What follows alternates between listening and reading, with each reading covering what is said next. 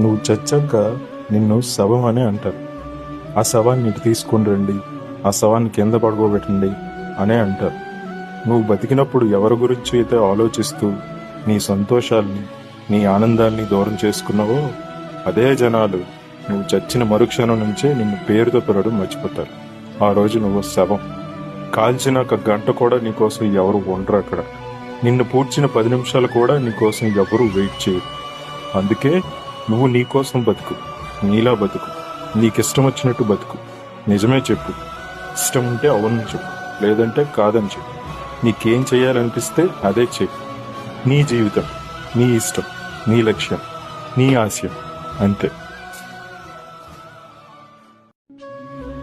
నువ్వు చచ్చాక నిన్ను శవం అని అంటారు. ఆ శవాన్ని ఇటు తీసుకుని రండి, ఆ శవాన్ని కింద పడుకోబెట్టండి అనే అంటారు. నువ్వు బతికినప్పుడు ఎవరి గురించి అయితే ఆలోచిస్తూ నీ సంతోషాల్ని, నీ ఆనందాల్ని దూరం చేసుకున్నావో అదే జనాలు నువ్వు చచ్చిన మరుక్షణం నుంచే నిన్ను పేరుతో పిలవడం మర్చిపోతారు. ఆ రోజు నువ్వు శవం. కాల్చిన ఒక గంట కూడా నీకోసం ఎవరు ఉండరు అక్కడ. నిన్ను పూడ్చిన 10 నిమిషాలు కూడా నీకోసం ఎవరు వెయిట్ చేయరు.